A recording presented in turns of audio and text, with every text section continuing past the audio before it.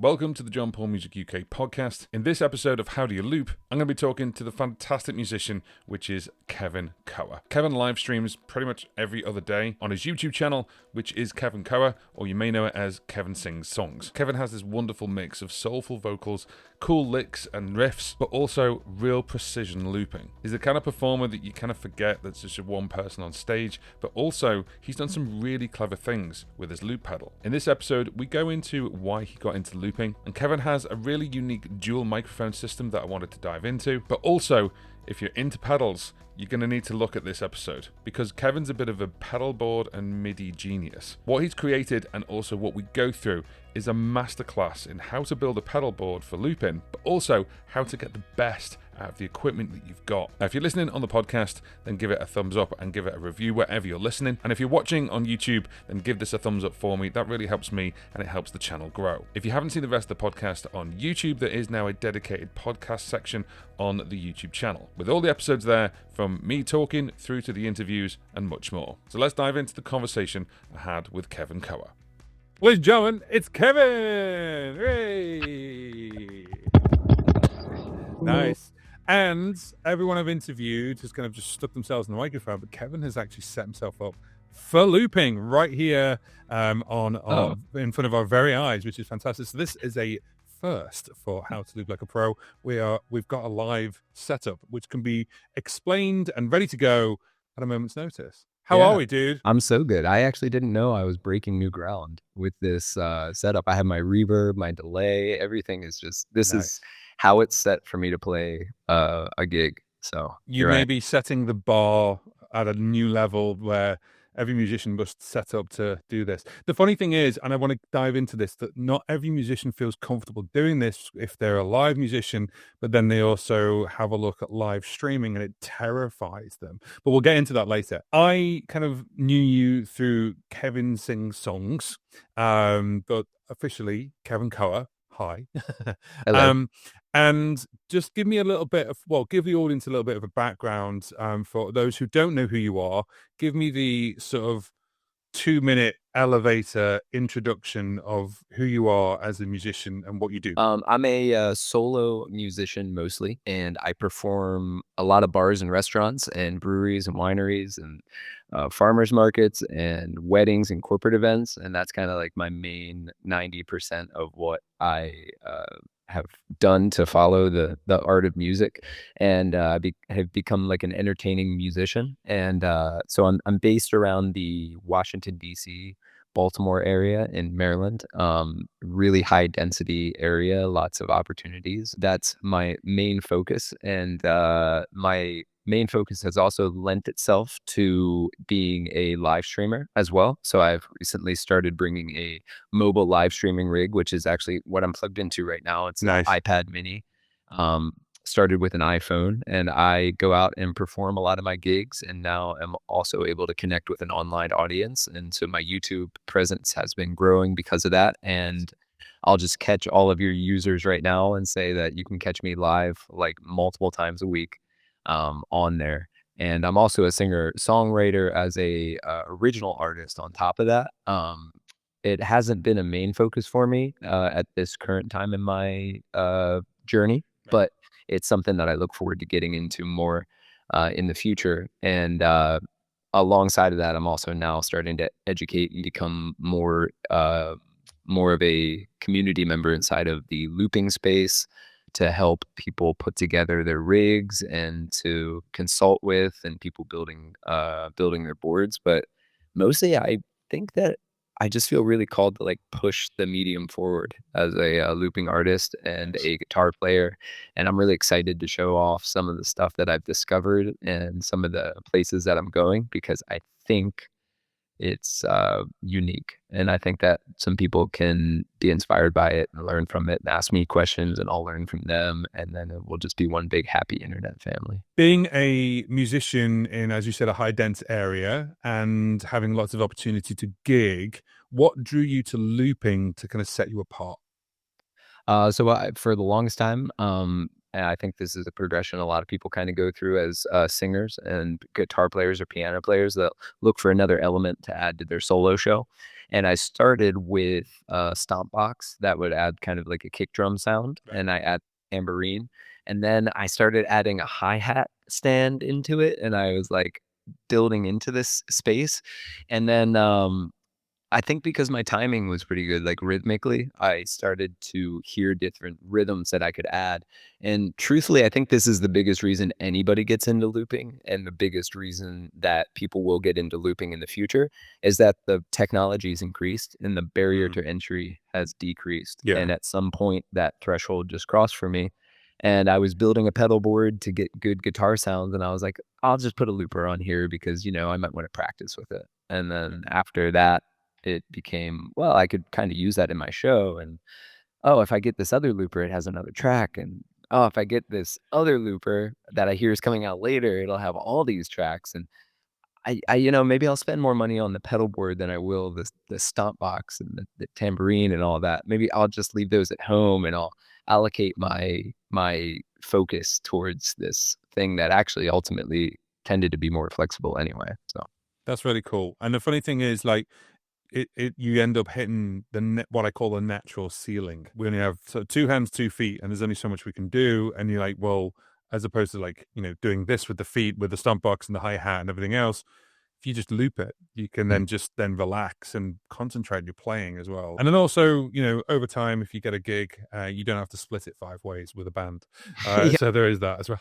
Yeah, I mean, the financial aspect of it, I think, would have lent itself to being a solo performer no matter what, and I was kind of finding myself in that space to perform solo, and there's lots of musicians I respect that just play guitar and sing and don't loop and don't do anything. They're Yeah. just phenomenal, like, energetic people that can, like, transfer their idea in that medium alone, and they're amazing at it, and I don't think that'll ever go out of style, but I think at the end of the day, all we're really trying to do is get what's in our heads into the sonic space, Yeah. and for some people, me being one of them, I find that a looper is a great canvas to make that happen, and I also think, and this is a broader question, but I think that there's some people are able to work with technology in a way that enhances their creativity, Mm. and some people are able to they find creativity by stripping things down, and kind of the further back in time they go, like some people pick up something historical, and that's the time that they're like rooted in, and they receive that experience from something that's timeless, like a just acoustic guitar or a dobro or a '50s Tweed amplifier, But for me, this is I kinda call it like the dubstep or the electronic music of guitar, This is the future, Yeah. and I'm willing to go pretty far into the future. Nice. But I like that. Is your main instrument is guitar, right? yeah, yeah, main instrument is guitar. Okay. I got into singing because I had to, and, I would Yeah. love to just completely become an even better singer, but, I also just really can express myself a lot on guitar, and I feel really, really stoked about that. That's cool. So when did you start with your musical journey? Like, was that at an early age, or did you pick it up later?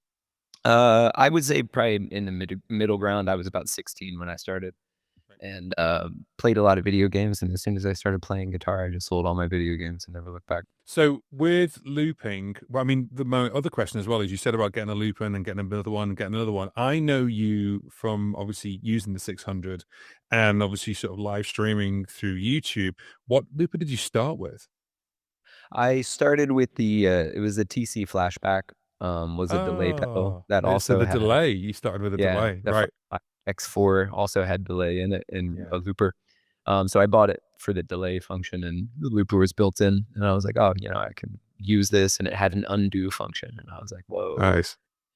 So that beat out the Line 6 DL4 at the time, which had, like, not that fast of a function to it, and so, started there and then got the RC500, and the RC500 is the unit that I started to understand how to MIDI control it, and also showed me how to, um, go from, like, I would bring my stomp box out to gigs, and the RC500 was the first time where I left the stomp box at home. I was like, "I don't need this anymore because I can hit on the guitar to get a nice kick, you know? Yeah. And I was like, all right, well, that's the whole thing. And now I can stomp and clap. Nice. And then it would go from there. Nice. Nice reverb on that as well, though. No, those are the compliments I really care about. Good. That's all right. Somebody's coming up and saying, nice show and all, but the reverb. I notice these things. Yeah. One thing that kind of set you apart, certainly when I was watching you do live streams and dropping into your streams and stuff, was your absolute control. And what I mean by that is there's other loop artists who will grab a looper, they'll learn the looper, and then they kind of stop. They go no further. I feel like you've gone a little bit further into the deep end of going, hang on a minute, if I sync this with this will work. So I feel like there's been a bit of a MIDI understanding that that not a lot of other loop artists do know. Yeah, I am, the assigns inside of the RC600 are maxed out, and I've thought about ways to, uh, develop levels of efficiency within the unit.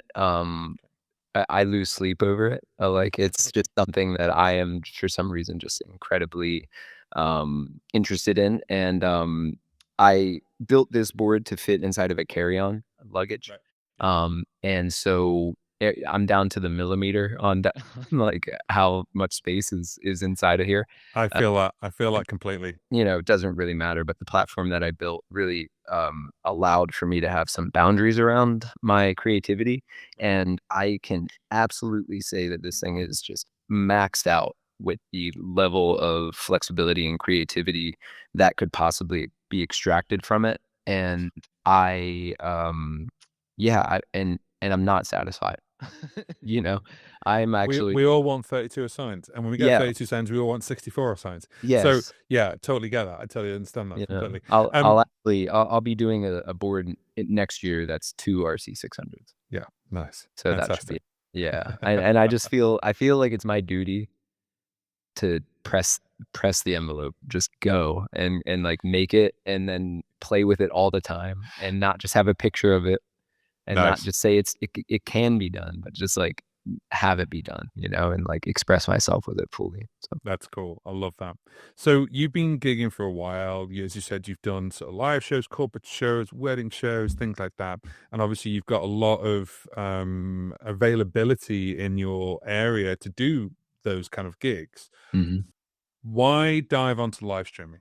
Well, I think it's for one thing, it's a great way to collect content. So it just remains on the web. And I would record myself playing on my phone. And then it would be on my iCloud drive, and I'd have to pay monthly for that as it goes up. And then I may or may not look back at it. And so for a while, I was just like, I'll live stream to a private link on YouTube. So it'll just stay there. And then I would make them public and see how they would do. And for a while, I just wasn't really getting a whole lot of traffic. And then lately, YouTube has, at least at this time, changed its algorithm to really favor live streams, specifically live streams that are taken from a vertical perspective on a phone, to come up in their shorts as people will be scrolling for nonsense. They'll come across you. And because of that enhancement on the interest of total strangers, I have become more interested in dedicating time to build my audience through that medium. And now I'm very committed to doing that at almost every performance. And I am interested in seeing how live streaming will progress from here.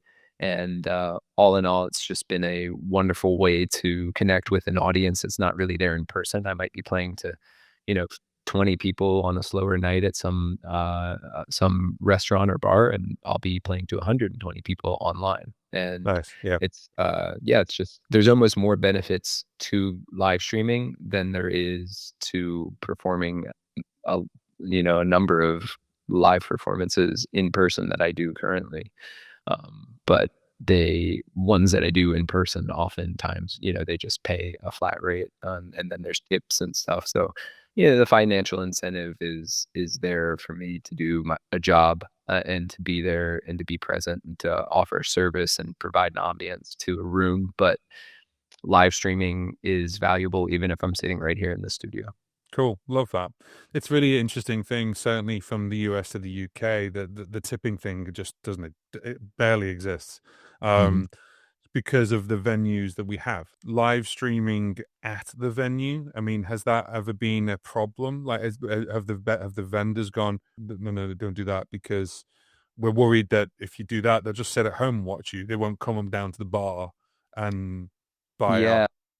So, I think for myself, I've carved a space inside of what I offer to venues, where most of the clients I work with are paying for an ambiance Right. of music, and they're not paying for a draw. So I'll perform at a nice restaurant or a country club. We'll use a country club as an example. Mhm. They don't want my friends to come. So Right. so, so I'm there performing, for their people, and Yeah. the live stream is, not even noticeable to them. They don't notice at all. I would say, I've received absolutely 0 pushback. And, one of the things that I have done is I have another microphone on this board, and Yeah, we were going to talk about that. yeah, but, we can obviously go into the detail of that, but I'll interact with the crowd on this microphone, and it won't go to the actual live sound of the, venue. So that's been really nice for me to be able to, you know, Yeah. not hear with what's happening in the real world there. And actually, because I live stream, I'm much more engaged as a performer, and I think it makes my shows better. And I actually don't even take breaks as much. Like I'll do a 3-hour show the entire time Wow. because there's 100 people on. I'm like, oh, I don't want to leave this. But if I were playing Mm. to a room that was less responsive, I would be like, oh, I can take a 10-minute, 15-minute break. So I think all in all, I've received nothing but positivity from it. Nice. So, where do you prefer to live stream? Do you prefer to live stream at the studio, at home, or the studio because it made me feel more comfortable, or do you prefer to live stream whilst you're at a venue because you're on stage? Yeah, I would say it really depends. There's some venues where, I'd rather just be at home, and then there's other ones that really work well, and I would say ones that are very visually Mm. appealing, like they also lend itself to the stream, and then I'm, Yeah, right. feeling this Mm. energy from people in person, and then I'm feeling this energy from people online, and oftentimes they can feel. I would say actually, what, the best place to live stream is to do a street performance, to be busking. Those are the most fun ones I've had because the people online are people watching as people walk by, Yeah. and they're also blown away. They're like, "Wow, like, where is this person in this sea Mm. of, like, just people walking by?" And then on top of that, there's no, expectation and no rules to the songs I have to play and things like that for those people. Um, I'm on my own terms, but I'm also in public, you know? And lots of times I'll be getting, tipped, from people walking by. Our American tipping culture is really really nice. So if I open up a guitar case and I'm performing, actually giving a really um, unique experience, which for all my humbleness, I do think I am delivering a unique experience. Mhm. Um, it's the best of both worlds. I'm getting, receiving support from people both financially and energetically, oftentimes from people in the real world and online. And I don't even really know how I arrived at this place in the universe, but I'm happy about it. No, that's cool. That's wicked. It's really an interesting conversation to have because there's some people who are just like, "Oh my God, I'd never live stream while I'm gigging," and then there'll be other people who be like, um, I'll only do it at home." Like there's that kind of feel of, or whether it's either a fear, or it's just it's more tech. It's more effort. Have you ever had a situation where that's taken a very weird turn, either positively or negatively, like where you've gone, this I've got to stop right now, In the real world or on the stream? in the real world while streaming? Once again, and think that so far it's only been beneficial. Good. Every negative experience that I've had potentially in the real world, which happens, somebody is either, intoxicated or uh, there's been places, not many places that I play, but I have experience where like fights have broken out due to altercations and things like that. But Mm. I can't think of anything that would be more worthwhile to capture online than something unique like that occurring. And yeah, one time at a late night stream, somebody was just like screaming, "It's my birthday, it's my birthday." They're going crazy on a Tuesday night at like 12 o'clock at night. And everybody saw my face of like, whoa, like too much. The comments were just rolling in on the live stream of, yo, Brilliant. Kev is not having it. Like, he's not ready for this. And so, yeah, I think just not being afraid of um capturing what is happening in the world, in your world is Mm. just ultimately a muscle that I want to strengthen. And as Nice. long as I can not get into a place where I'm changing what I do for the stream, Mm. then that I think is at least a healthy relationship to have. That's cool. So this microphone, when I first saw what you were doing, and you were singing into a microphone, and then you were talking to the live stream, you had obviously this second microphone. I've live streamed a lot and I've looped a lot, and my brain just kind of went, "Holy crap, that's kind of pure genius!" Like, because it is like a separate, like, I'm talking to you now, I'm talking to you now, and I'm singing here, but I'm talking to you now. It's kind of Yeah. like an offset. Where did this come from? And also, you live stream with, this is a two-parter. So you live stream with a Mini, is that correct? Sorry, with Uh, an iPad Mini. yep. So how on earth do you sort that out with the microphones? Like, for going, do both go into the looper? Does it go into a mixer and then the output of that goes into the iPad? Talk me Yeah. through the the creation of using a separate mic, and B, how the hell does it work?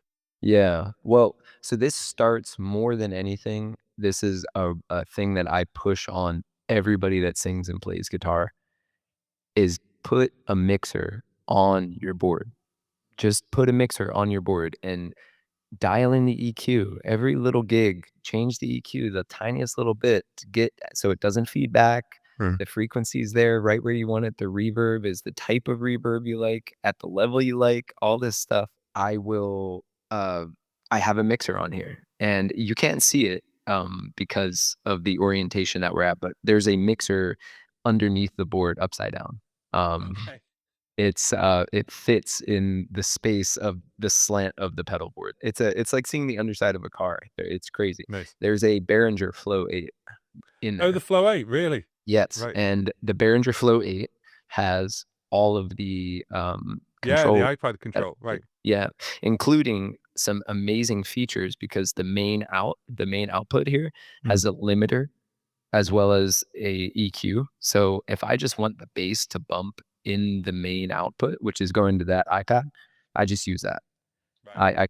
I can compress the hell out of it and just make it really thick and consistent, and it never changes Nice. from gig to gig. It just gets better. Like last night, I just started to realize like, my vocals were sounding a little more like boomy. If I just I went to this one frequency and clicked on it and was like, "You know what? I actually don't need it at 400 hertz. I needed it at 735 hertz." And so I moved it over and I was like, "Wow, it's so much clearer now." And I've been playing with this setup for a year and a half. I just yesterday felt better about that EQ. So it can And so, sorry to interrupt you. yeah. So that is the app that works on the Behringer Flow, right? So Yep. that's so you've got an iPad running that. Yes, and lyrics. This iPad is like my lyrics and uh Okay. and mixer EQ. And so the mixer exists down there and I never touch it like physically with my hands. Mm. I only ever use this app and I can control everything I need. Okay, cool. So then talk to me then about the signal chain. So Yeah. we've got performance mic and we've got stream mic. Yeah. Are they going in, both going into the Flow, or is one going into the ERC, or Yeah. how's this working? So the stream mic goes Mm. to the flow. Yeah. and that the flow has the main outputs and then it has monitor outputs, and I just have it routed to go to the main outputs, which is the stream. And then when Okay. I'm at a gig, I use the monitor outputs to go to my speaker. And Yeah, so this makes goes sense. right to the Flow 8.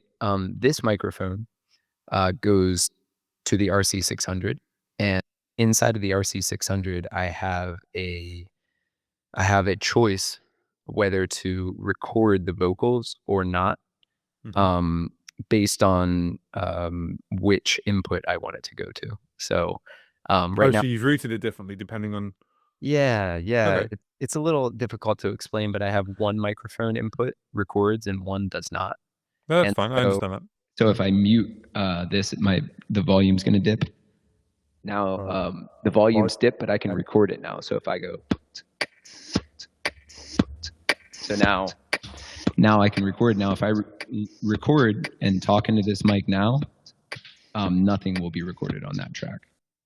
okay. So So it's not just a mute; it's also like a reroute. yeah. Well, it's a mute function, and it switches sides of on the RC600 as to which XLR Have I'm you assigned that? yes, Yeah, I thought so. yeah, right here. Yeah.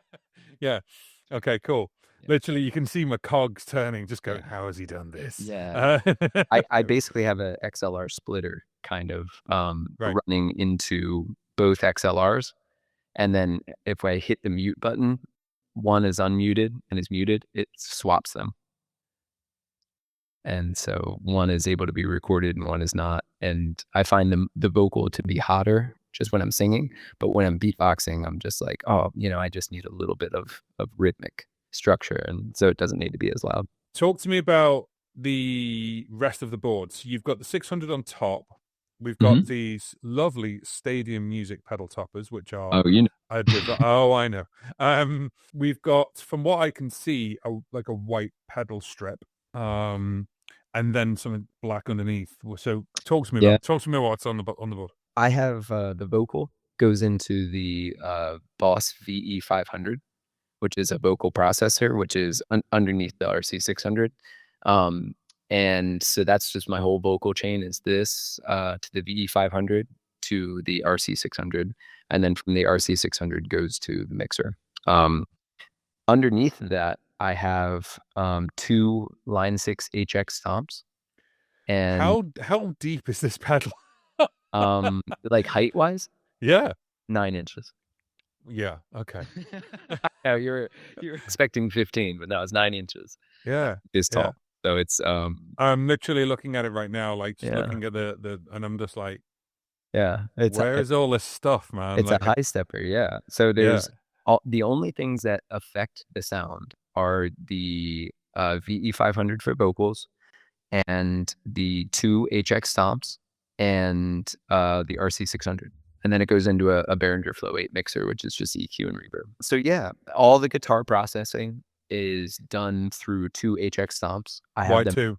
I have them maxed out, like absolutely maxed Of out course you do. of the amount of effects that can be utilized through them.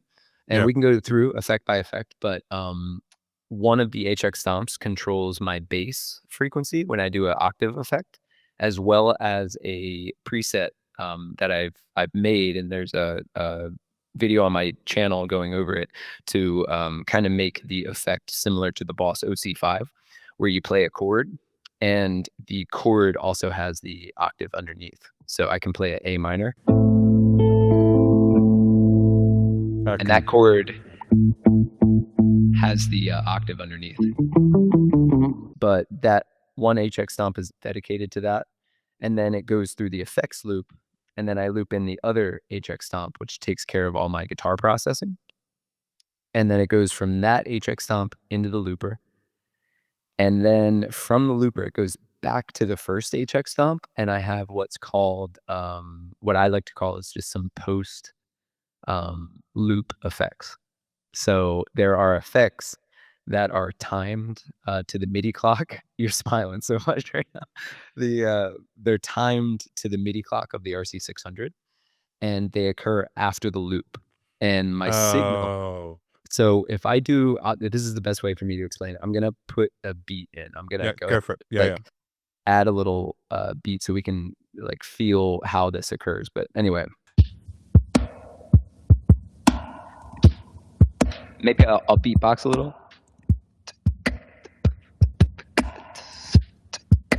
So now this beat is going. This is 2 tracks, and I have some effects after the loop. One of them is a reverb, so I'm going to turn it on momentarily. It's just when I press the button, it occurs. So here we go.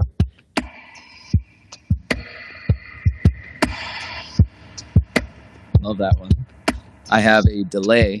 I have 3 delays after, and that's all the effects that I have after. But this delay is like the fastest delay you can imagine. Yeah.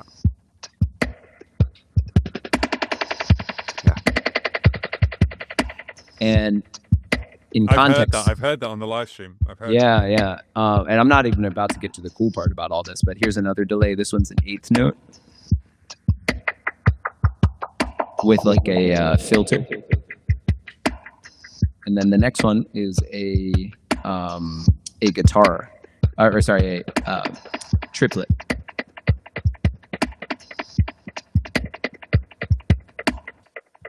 And so, yeah, that's just what I have so far on all of that.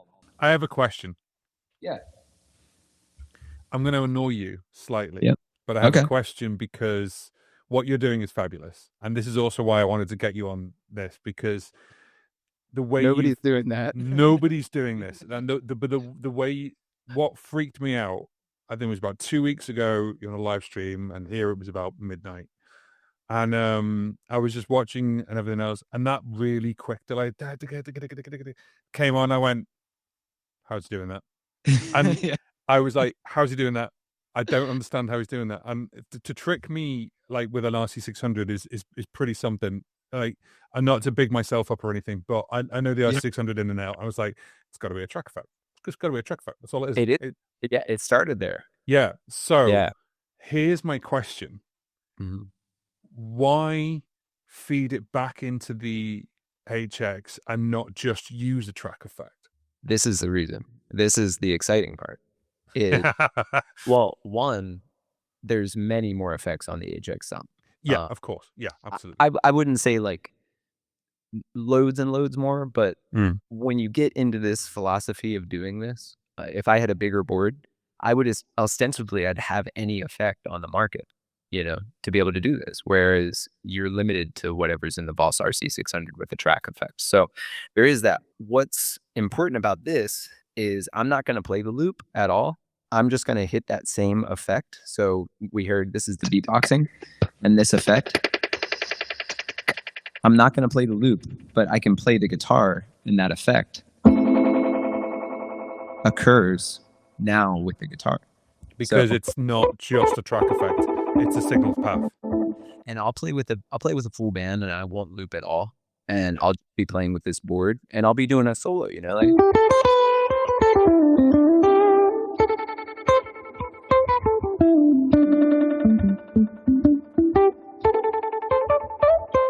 Just only doing that one note.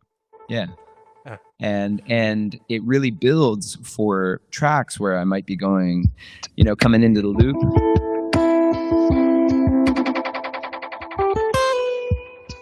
No, it's so cool.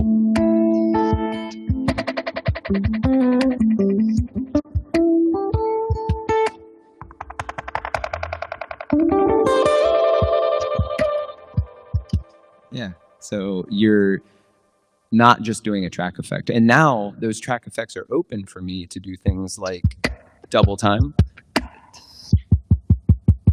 And it's not going to affect my guitar, So I can decide what is just the track and what's track and guitar. Same with the bandpass filter. You might have heard it just like squashed. Yeah, squashed. Yeah. And now I could put a bandpass filter after the loop, but then it would bandpass the guitar and everything too. But I want the guitar. So maybe I want to start adding bass. Jesus. So I'll add that bass part. Now, once I hit record, watch it'll shrink. Yeah, because it's in the track effect. Yeah. you know? But if I didn't want it to do that and I wanted everything to come in, obviously.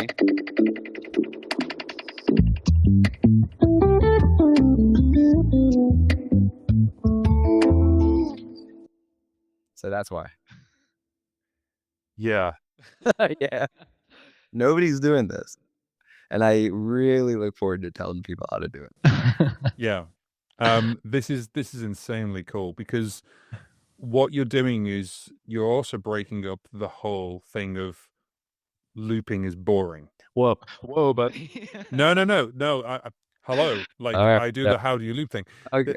I get it. I get it. So like, oh, it's repetitive. The people who don't get into looping, they kind of just like on the sidelines looking in, going, oh, so you just repeat stuff. Yes, but what it's also doing as well is it's separating that out a little bit. So that's really, really cool. And thank you for the demonstration because I think a lot of people will either just have their jaws dropped because I do, or they'll just be like, "I'm out. I can't do that. I'm out. I'm out. I'm done." Um, Yeah. from my point of view, from looping, what I do is incredibly simple compared to what you're doing because you're adding stuff after the loop whilst also keeping your tone correct the way you want it. So it's incredible the way you've decided to do this and the journey you've took to then go, oh, I need another HX stomp to be able to do this. Yeah. So really, really clever stuff. And I Thanks, can't praise man. you enough for that. It's really, really cool. Yeah. Talk to me about why you've got your stadium music pedal toppers at an angle. Yeah. The RC600 for some reason has some issues sometimes with double taps, where you'll press a button once and it'll register it as 2 taps. So the RC600 for some reason, the mechanism that they have inside, I think, has a lot of potential and a lot of promise. But I look forward to potentially a firmware update that would eliminate that type of thing. Um, and if a boss would listen, I think it would maybe not be too hard to do, to kinda eliminate that bug sometimes. So, the reason that I love the Stadium Topper is because if you are pressing on just the foot switch itself, which I'll say it like this is the foot switch. If you're just pressing on the foot switch itself, sometimes you'll hit the side of it, Yeah. sometimes you'll hit this side of Yeah. it, sometimes you'll hit the front and Yeah. back. 100%. The Stadium Music Topper creates the hinge mechanism, Hmm. so you get a uniform striking position at all times. Yeah, And cantilevered, right? So yeah. yeah, and so it takes the entire variable of where you hit the pedal, out of it. And so because of that, I found that at least on this specific RC600, if I put some rubber underneath it, it lifts it up a little bit and creates an even stronger striking angle. Okay. And it decreased the level of double hits that I had. Nice. And Graham from Stadium Music, if you're watching, get in contact with Kevin because we talked. oh, Yeah, sound. Okay, yeah. I'll cut that out. Yeah. Yeah, we talked That's and fine. I described it in a lengthy email, and he said, "I have no idea why that works. It shouldn't work. It should be better that it's just a flat striking angle." And I said, I really don't know." And then the other thing that I've helped out with, and I'll do a video of this on my own, is, I changed the screw positions of the screws that hold down the PCB board in the, RC600. That's also helped as well. Oh, really? Right. Okay. Yeah, there's 3 Well. screws that hold down the foot switch Mm. PCB board, and, there's 6 holes, but there's only 3 screws. I don't know why they put these screw holes in there, but I just changed them from one position to the next, and it's helped out. All right. So we have got 2 HX stomps, and we've got the V500. Mhm. Are we MIDI synced with anything? We're MIDI synced with the V500 and the HX, or Ye is yeah? yeah, so I Is went that dictated by the 600, or is it yeah, dictated by the HX? the 600 is the master clock for everything. Okay, cool. All right. And if I tap tempo something, like I'm playing with the band, Mm. and I'm not looping, I can just tap tempo and you see it just sped up a bit. No, Yeah. I'll slow it back down. And I went into length on a video on my page about how to MIDI sync everything. Have you ever tried to MIDI sync stuff with the RC600? Yes, of course. Effects with the RC600? Mm. Okay. And have you had the issue of when you stop the loop, the effect stops syncing. Yes. So do you know the Funnily way? enough, with the V500. Yeah. Okay. Yeah. So, Yeah. I created a video utilizing a unit called the MIDI Hub, Yeah. from Blocos, which is a company that makes it, and there's another unit called the CME MIDI Hub that will also allow this. You can ignore the start and stop function that comes out of the RC600, Yeah. and then it will cause the effect to persist. So that's what I'm utilizing in order to have the master clock work for um, time-based effects outside the unit. CME, who make the Woody master. Yes, yeah, they have a hub that you can in the software you can click ignore start and stop functions, and it Okay. will Yeah. allow for the stop function of the MIDI clock to not make its way to the device Right. that you're filtering, and then your device will then continue to pick up on the MIDI clock. So in order to have, oh yeah, you'd kind of need to do that. So the VE500, I have some delays like, yep. That's through the VE500, and it's synced up to that clock. So how are you controlling the V500? What are you using to do that? There's a Morningstar MC6 in this as well, right next to the VE500. Yeah. I could just Okay. start telling you anything, you believe me But at no, this but like there's a morning there's a morning star. Okay, I get that. That's fine. So Yeah. you just what did you hold down though?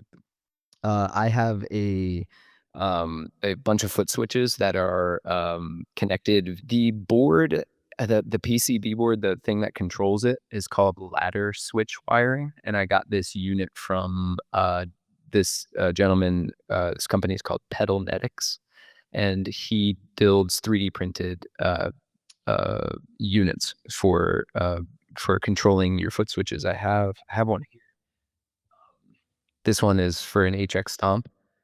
And it's just a like a custom 3D printed unit. And so he made me a PCB board that has ladder switch wiring. So I have 8 foot switches going into one of the Omni ports on the back of the MC6 base there. But yeah, Yeah, this yeah, lower I can see them. the So that's your V. Is that that your V? So that's your V500 switches, or are they doing multiple things? they're doing all different things connected to all different units. But yeah, one of them is all start, all stop. The other one is the reverb for the Oh, okay. Right, got you. other ones that stutter delay. Right. And Oh, yeah, okay. yeah. Because So when you did it before, I thought you were pressing on the actual HX Stomp for a second. I didn't realize that. Okay, cool. And then the silver row with the blue that's under the 600. mhm. Is that connected to the 600 directly, or is that again doing Yeah, extra thing? I gotta take a breath. All right. So it if you're looking for MIDI foot controllers, if you're looking for foot switches, Yeah. do yourself a favor, just get switches, bare switches, and then just build the enclosure out of whatever you want so that you can make it custom to the side that you need. Yeah. I just got some aluminum trim from Home Right. Depot or Right. Lowe's, and I just took the aluminum trim and built an enclosure out of it.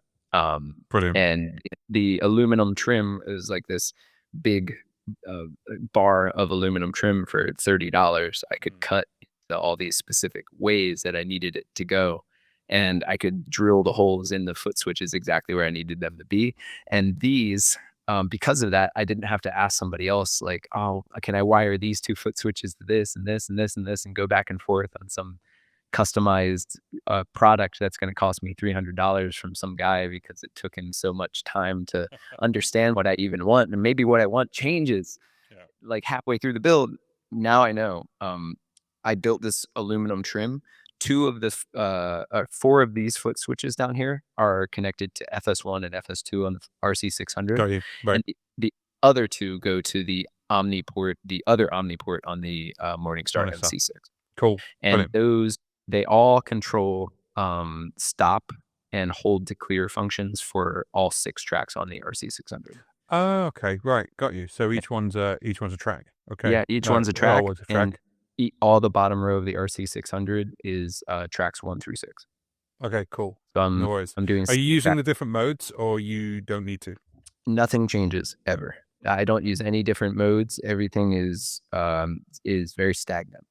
As far as like the way the board changes, I never do different presets. I don't do different tracks. I don't do different memories or anything. It always is the same, and I just can continue to refine that. So obviously, with how you've built this, of course, sounds like it's also been a labor of love. But with the board, you also play, as you kind of alluded to before. You play in a trio. Is that correct? Yeah, I'll play bigger bands sometimes, but Yeah. mostly trio. And are you playing? Are you bringing the looper into that, or are you just using that board specifically just for your guitar effects? Yeah, I use this mostly for just guitar and vocal effects. And actually the Flow 8 has 3 extra channels that I'm not Yeah. using, so I plug the band into the Flow 8. So my mixer and my guitar and my everything's there. The whole show is in here. And Nice, I just have a drummer, I'll plug his kick and do an overhead, and then the bass guitar goes in and we have a trio. We're good to go. nice. That's Um, cool. and I've done some live streams with that. It's turned out really nice. Nice, cool. Yeah, I have found at least for me, if I just focus on one thing and just utilize that one thing all the time, it allows me to like know it like the back of my hand. Yeah, And so I don't have oh, this is my full band pedal board and this is my yeah. solo board and all that stuff. This is the only board. And and so yeah, I don't right now I don't loop with the band, but looping has become more and more of a mainstay for me. So lots of times if I will play with a duo, and I'll loop all the musical aspects of the looping, and maybe it'll be another vocalist or a a guitar player, and they'll play along with the loops. And someday maybe I'll have a drummer and a bass player and a synthesizer, and then, like all these other people coming in and playing. So maybe in the future, but right now, I think 95% of my shows are solo, and next year it'll probably be 99. So, If Boss suddenly just turned around and went brand new looper, um, completely different,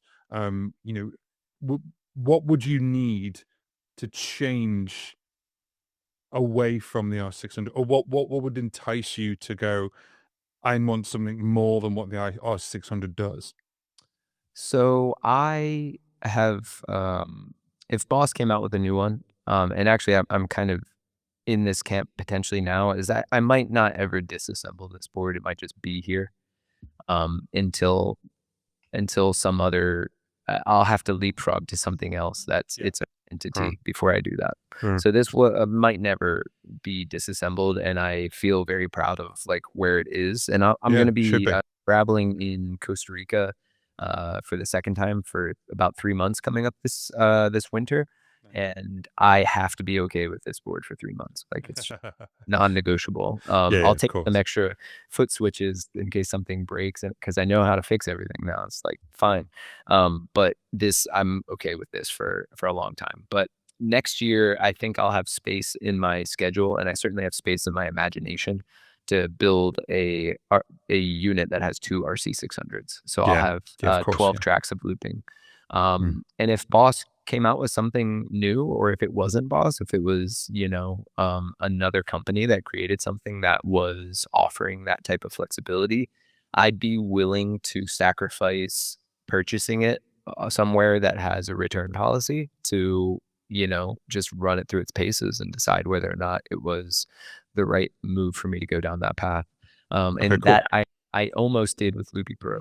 Almost, Mhm. almost went down that path with Loopy Pro Why because didn't you? um, Because you you've can got two imagine. iPads, right? You've got an iPad on the stand. You've got Yeah, you've yeah. got all these MIDI connections with your Mhm. HX Stomp. I'm being devil's advocate here when I say this, but Yeah, that's okay. why not go down the Loopy Pro road?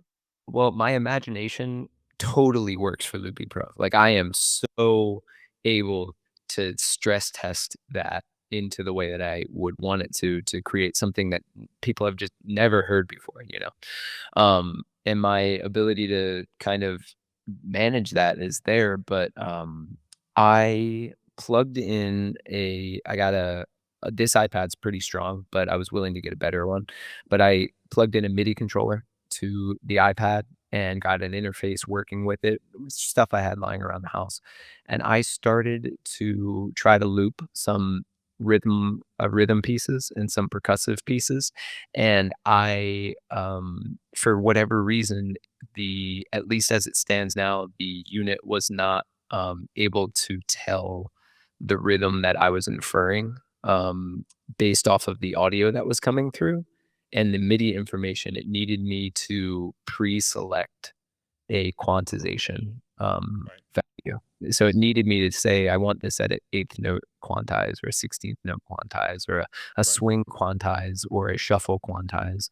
And I had just found that I was able to perform just the most basic rhythmic functions within the RC600 in a way that was more carefree for me. Okay. And Yeah. alongside of just having that small hang up, which I probably could press past and get through, alongside that, I remember being at gigs and watching my iPad overheat just from having lyrics up because the sun's out, you know? And I was dealing with not the limitations of Loopy Pro, but the limitations of this device being black and being facing towards the sun and the thing going out or me signing in and saying, oh, your Apple ID password changed, so we're not going to be able to have you log in, or did you update your software yet? We really need you to update your iOS software, even though maybe Loopy Pro hasn't been tested with it yet. And so there's just this ecosystem of fluctuation and flexibility that I just found to allow for the introduction of chaos, where I am quite capable of finding the chaos myself, you know, and now to the actual real point that I didn't discover until just recently, is that not many people are playing really big stages with Loopy Pro, and not to say that it can't be done or it's indicative of anything. It's just right now the community isn't there. And there are lots of people that are playing with the RC600 and 505. And when I talk to an artist that I admire and aspire to connect with, or can shoot them a message and say, hey, I know so much about the unit you're using. I would love to just be in touch with you and ask me any questions about it ever. If you're building a new rig, let me know. I just have found it a really great way to connect with people and become friends with them and offer this expertise that I'm starting to find with it. And in some ways, I think it's going to be a little better for me to just stay at home here with this and get to know it and use the limitations as creativity. Kind of, That's a fantastic answer. yeah, kind of the same way that I was like, this needs to fit in a carry-on.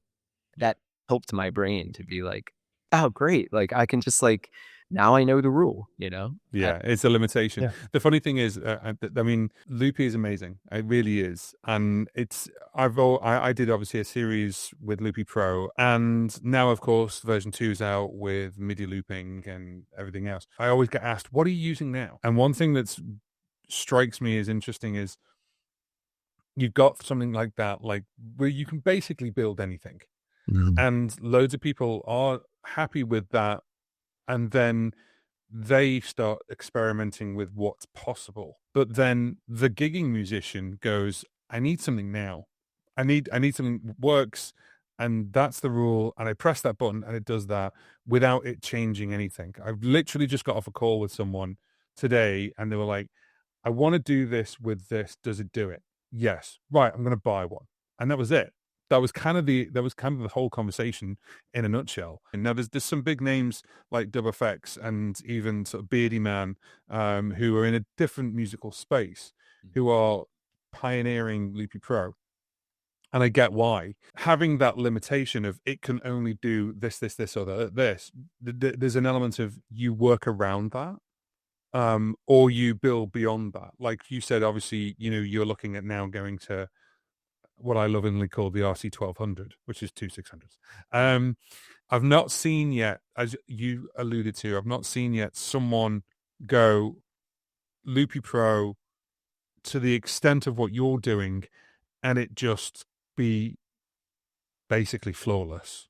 Yeah. I think if Loopy Pro takes all the work that, and I cannot remember the developer's name, even though I could see his Michael Tyson. like I watch his videos all the time. I watch your videos all the time on it. I was on the cliff about ready to jump off, and like I can get this audio interface that's low latency, and I'll have all these inputs, and then I can decide where they go, and all these outputs, and all these things.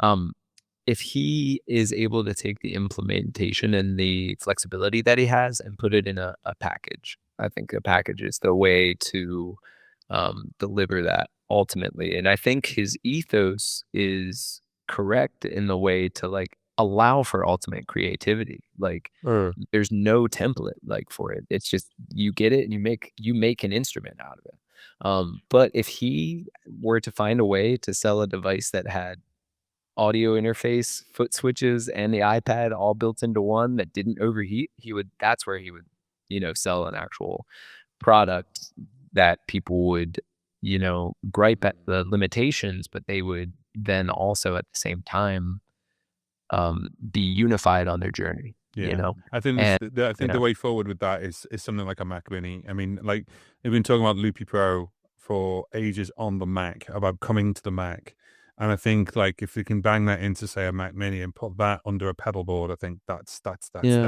that's the answer. Because then you just have a display, because yeah, you're not touching the display really. Some people will, but if you're doing it through pedals anyway, it. But it's the heat issue with an iPad is I saw the most horrific photograph on Facebook where someone was in between sets, had an iPad and a pack of ice. I saw that. Yeah, I saw that. Say, I It's a think it's actually, yeah, $1,200 iPad, like with a pack of ice under it. And I was yeah. just like, I hope you've got Apple Care. Yeah. I could Yeah. see actually the way forward not only being like maybe Mac Mini, but then, you have somebody on the Apple Store looking to buy do I get a 1 terabyte or a 4 terabyte Mac Mini? Do I spend, Yeah. all this money to get into the door? If it could run on its own Raspberry Pi Linux all in one All in one system. structure, then you could find the sweet spot of So what you're of saying is we need Michael's Loopy Pro com- yes.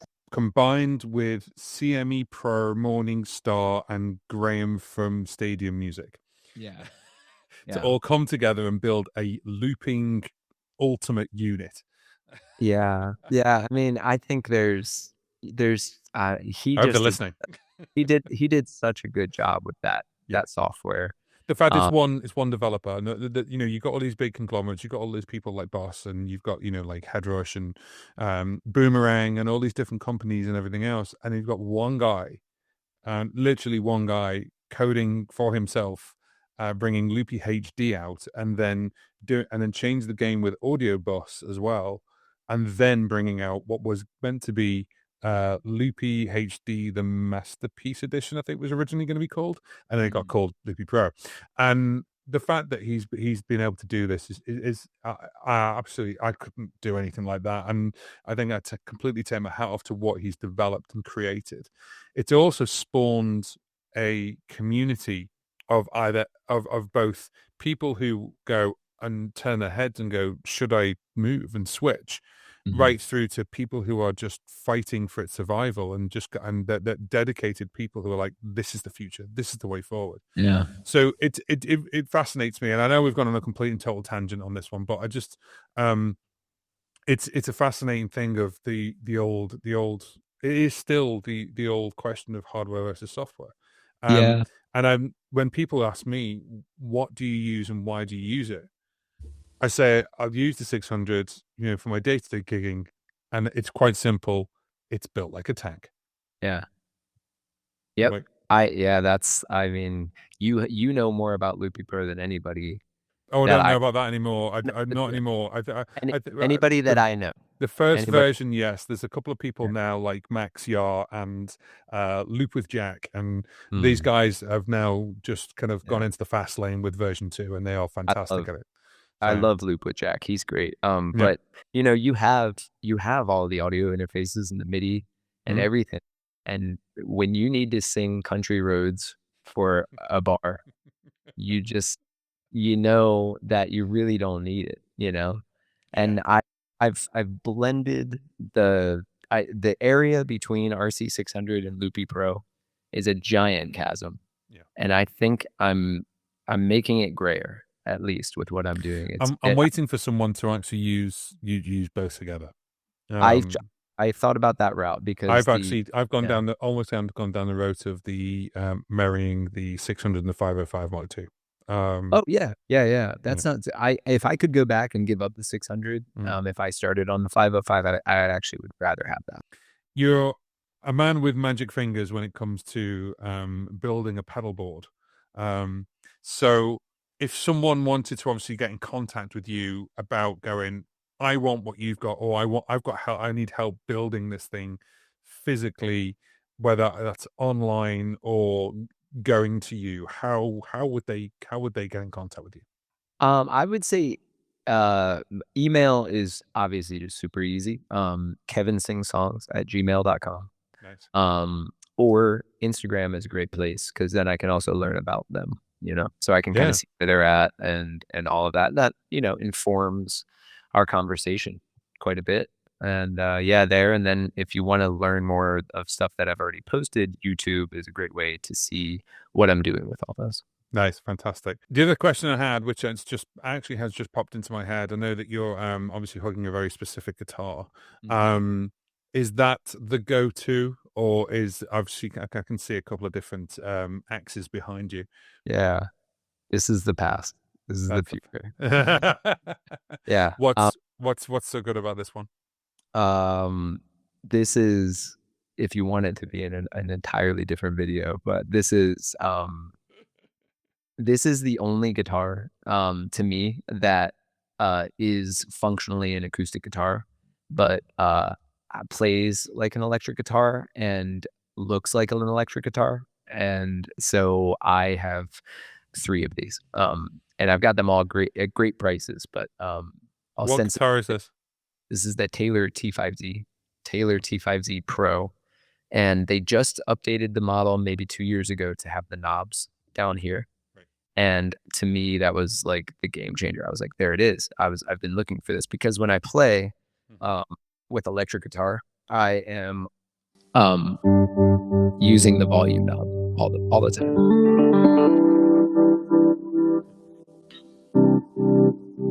And then if I needed to break up, it's clean. Nice. And so I put in there's a preset on here, like a knob you can go to that will make this guitar sound acoustic. But the pickup that they utilize for that is just not the best pickup on the market. The best pickup on the market to me, for my sound and for what is utilized here, is the LR Baggs Anthem. It's just an amazing mix of fidelity and function and stability acoustically. And so I put in a LR Baggs Anthem, which is a piezo pickup, and a microphone. And due to the HX stumps, I have both outputs routed to the unit. Right. And so I have this acoustic sound. Nice. And I've rediscovered guitar because of this, but instead of thinking of things of like time to lay down the acoustic line, time to lay down the other line, whatever it might be, I have just infinite possibilities when I start to bring in the electric. So you're blending? Yeah, at all times, just changing how I...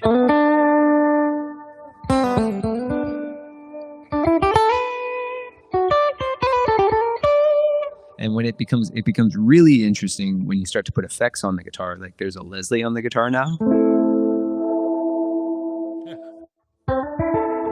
Yeah, nice.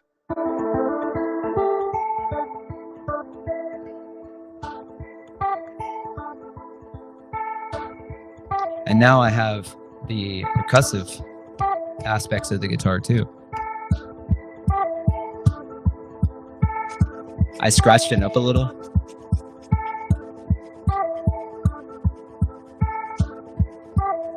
And now I can add some bass.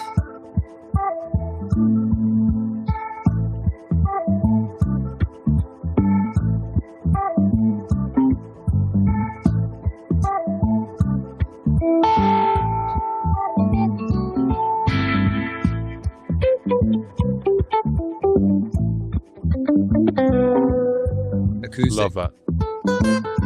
Yeah. No foot. So when you can start to allow your 2 feet to be more nimble, and you can add stuff to your hands, then you allow more flexibility. Yeah, of course. How are you switching like between acoustic? Is it the second, the first one? Oh, I never switch it. I just roll in the volume. That's all I'm ever doing. It's just at some point the volume of the electric guitar overtakes the acoustic, so I just hear more cool. electric. Because I was gonna say, like, because from that, if it's just the volume and then obviously the electric overtakes, the guitar that's been like, not, I was gonna say holy grail, but the guitar that I've been looking at over and over again and then always dismissing is the Acoustasonic, because Brother, I've always been looking at one, like just on that thing that they dropped the ball. Yeah. I'm very respectful to Boss. I'm very respectful to Loopy Pro, to Lions HF Stop, but Fender, if they're listening, you drop the ball. You drop the ball so hard. You know what they could have done with that thing? Yeah. They could have put software in the unit that you could access and make it what you want. Yeah, Like- it was. Do you know what? It was the Jazzmaster that actually got me the most. Yeah. That sounded the nicest out of the lot, but still, it wasn't an electric, and it's not electric, and it's not acoustic. There was when it was an electric, something element was missing where it was too twangy, and then when it was an acoustic, it just wasn't deep enough. Yeah. So there was just some. It was like in the middle, and it was just like half and half, but it was never fully one or the other. This is a scathing review I have of this thing, but basically the clean sound of that guitar is a model of a deluxe reverb. And if you don't like the deluxe reverb, tough shit. Yeah. That's what you got. That's what you got. Whereas if they would have put a USB-C port on this thing Mm. and allowed you to access it through your phone and change that to whatever amp you wanted, because Fender has amp modeling. Yeah. If they would have done that, they would have had a community around this guitar. They would have had people sharing their presets. They would have had people saying like, "Oh, I programmed this knob to do this. I programmed this knob to do this." As you say, you just change the volume to the point where the electric overtakes the acoustic. That's a really nice way of doing it. I like that a lot. Yeah. My favorite part is I just scratched the hell out of it. It's like $3,000 guitar. I took a screwdriver to just to get this.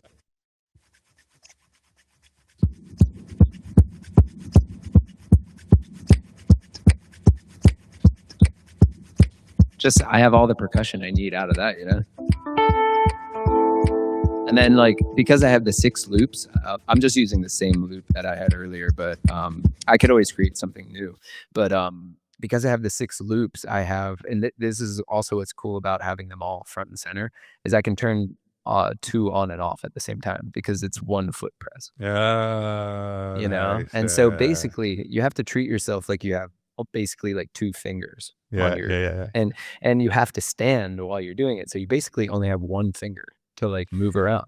The way you've got, actually, just going back to the way you've got the Stadium Music topper sort of elevated with the piece of rubber, it kind of reminds me of the organ pedals, like the pedals on an organ. It kind of reminds me of that, kind of like there's a little bit of an elevation that you can just go boop, boop, boop. Yeah.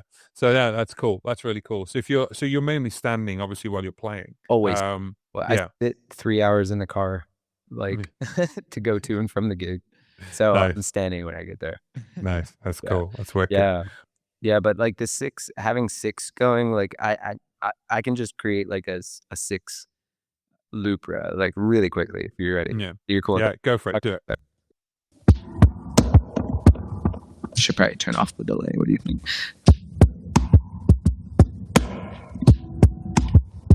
Now shaker.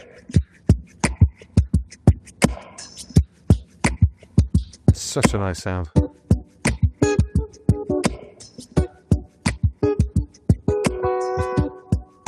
I'll add some bass in, and I'll do a little stutter effect.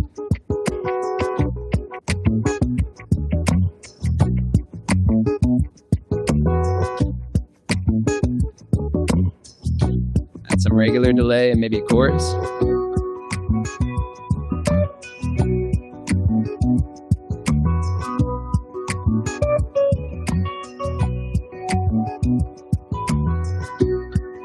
So now, because they're all next to each other, I want to stop two things at the same time. Both drum parts went out. So we have some That's quick. That's quick. Really easy ways to go in and out. And if I want to change progressions, if I go to a verse, I'm not a big fan of doing like a new loop for the verse. I'll just go to the verse. Maybe I was in B minor, so maybe the verse is E7. I'll go.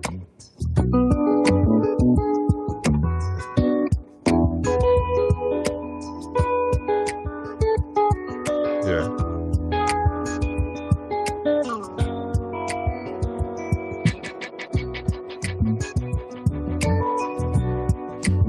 And now, because of this... So you got an all-star stop at the bottom there. Yep. Yeah, and I use that all the time, but finally having that last loop, lots of times I'll add a lead line and I'll put harmonize.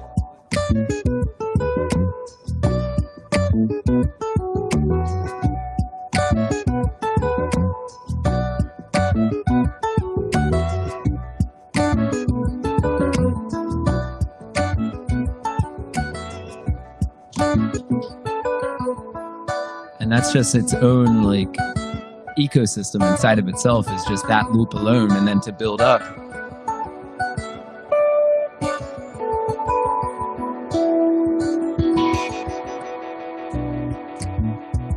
Nice. We're back into like home base, you know?